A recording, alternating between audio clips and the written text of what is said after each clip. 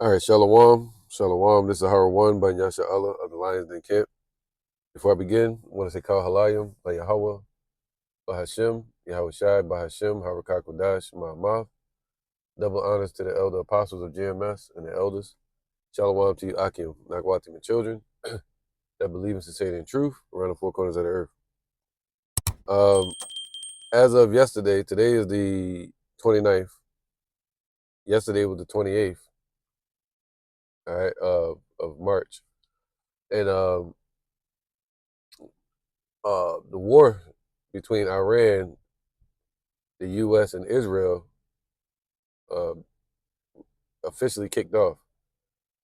Meaning, according to prophecy, let me get that real quick. According to prophecy, it came to pass. Hold on, let me get it real quick. This is Jeremiah 50 and 45.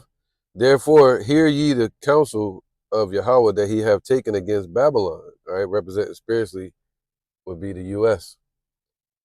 and his purpose. See, they're living out his purpose.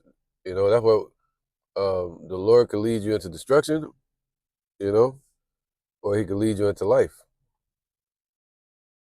And his purposes that he have purposed against the land of the Chaldeans, man, you know, basically the Europeans. All right, that whole system of the EU, NATO, and America called the Western Bloc. Surely, or those elite bankers, you know, surely the least of the flock shall draw them out, man. Haven't we been seeing that? You know, Trump, that 12-day war that Iran and Israel just had last year, I think it was. Trump was trying to stay on the outside of that, you know, do the whole hidden hand uh, act. But now they're on the forefront of the war. Direct strikes into Tehran and Iran, you know, Iran. All right. It says, surely the least of the flock representing little, they call them little Satan and big Satan. So Israel has drawn out the U.S. into this war. Sure, but this was their plan anyway. Surely the least of the flock shall draw them out. Surely he shall make their habitation desolate with them. Right? So let me get this real quick. Where's that? So if we go here, this is Luke 21. We go to 21, 27. All right. Because you got prophecies playing out right in front of everybody's faces. I would turn, look at that, man. See, I have to go to another scripture real quick.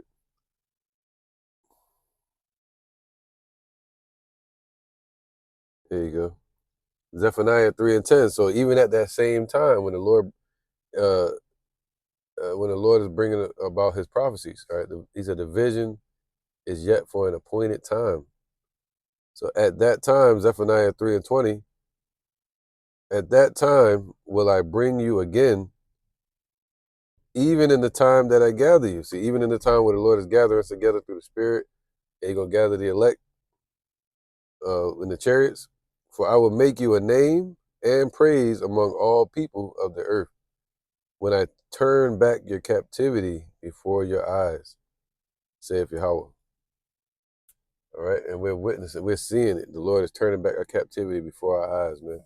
He could have did it in a way where we can't see it, but he put everything in front of us on the internet, on TV, you know. So the Lord is turning back our captivity, having these nations go against each other. All right, let me get go here real quick. So as of yesterday, the same time they were doing the attacks, bringing about prophecy, the planets were aligned up. All right, it said the planets are about to align, but that was yesterday. Okay, so what was I looking for? Oh, here you go. Let me read this article. It says planetary alignments in the Bible are generally interpreted as signs in heaven. We know that. I may have to get that scripture in a second. Often apocalyptic events or major shifts in divine timing rather than for personal astrology. Yeah, it ain't about no damn astrology. Yeah, I'm gonna have a good day because look, the planets aligning. Damn witchcraft. So these are signs. The Lord said that He created the planets, the sun, moon, and stars for signs, and and the moon for seasons. It says key associations. And okay, let me go to another point. Here you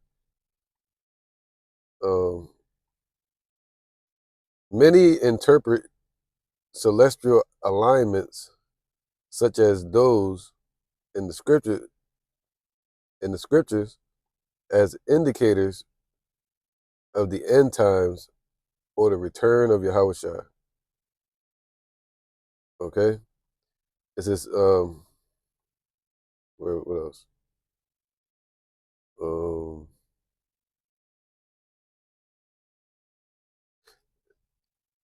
Let me see, my bad, I'm just reading it.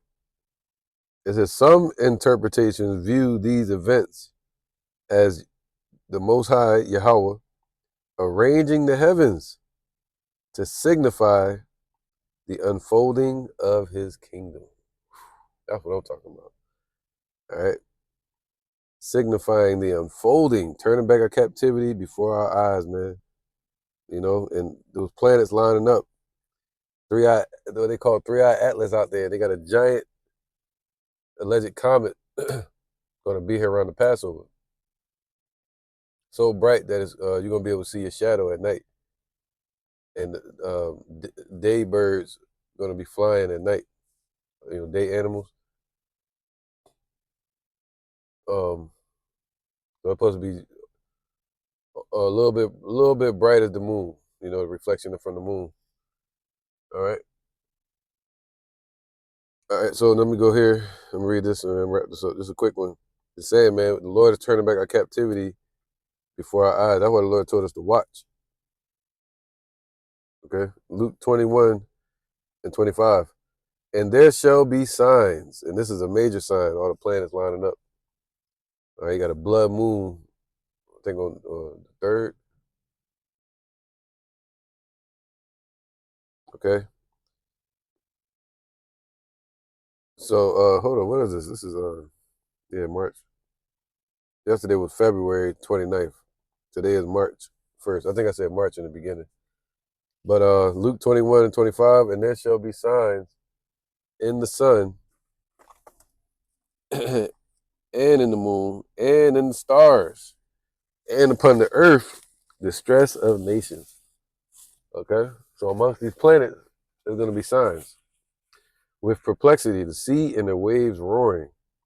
So among the earth, as the Most High is aligning things out in the heavens and showing signs from the heavens that His kingdom is at hand, on the earth, there is the stress of nations, man. Look at Iran. Look at all the wars, the nations that's getting attacked in retaliation by Iran right now in Arabia. In the Middle East.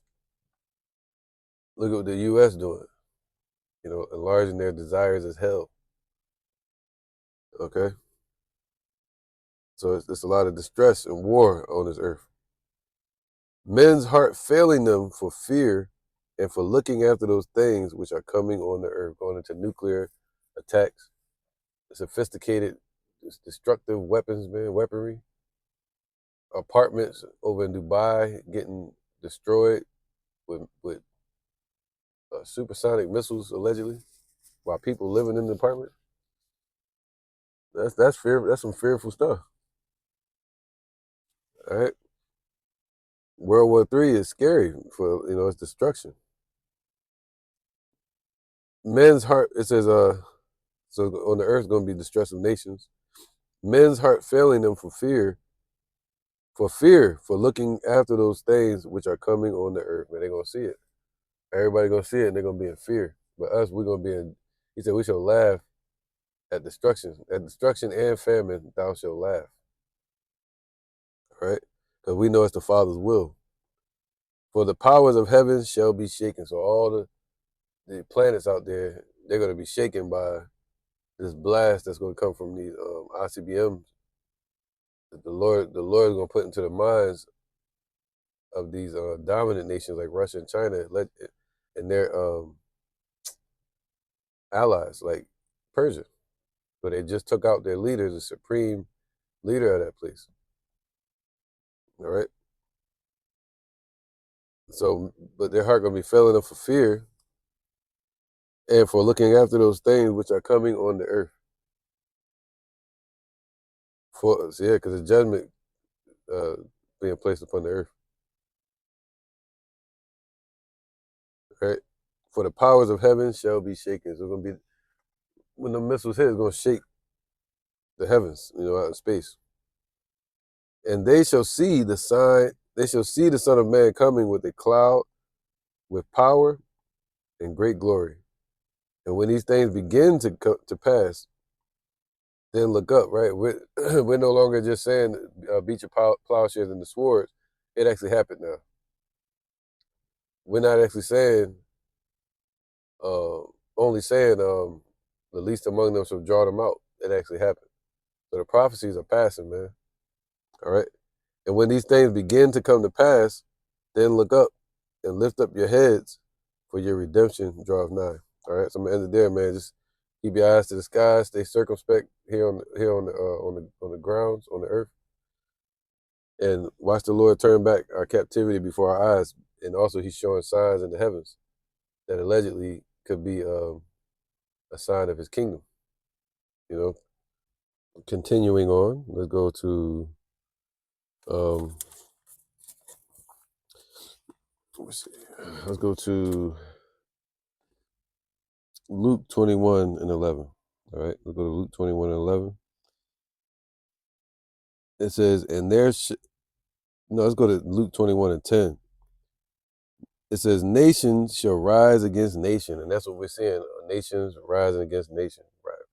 U.S. rising up against Iran, Iran rising up against Israel and the U.S., Iran rising up against those Arab countries, the UAE, which is the United Arab Emirates countries, all those Middle Eastern nations that are hosting the U.S. and Israel. We got Pakistan and I think Afghanistan, if I'm not mistaken. They just started attacking each other. All these nations rising up against nations. All right. So, and it says, and great earthquakes shall be in diverse places. All right. And I'm sure if I look it up right now, probably some earthquakes going on in different places. And famines and pestilences and fearful sights. With war, you get fearful sights. They got robot jets, robot controlled unmanned. There you go, unmanned drones crashing into apartment buildings in Dubai, and and in Jerusalem.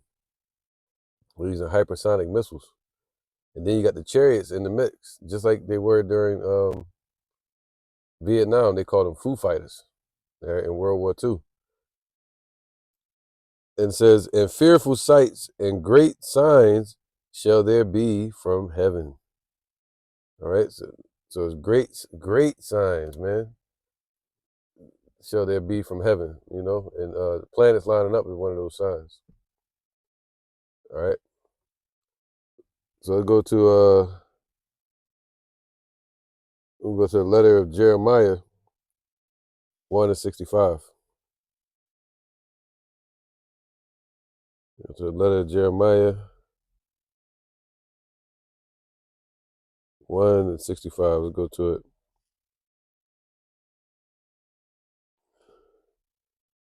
It says, knowing therefore that they are no gods, fear them not. Right, we are not to fear these idols that they call Allah. The Muslims, they saying they trying to take over and bring Islam to the whole world. That's what that dude Kamani was trying to do. You got what else?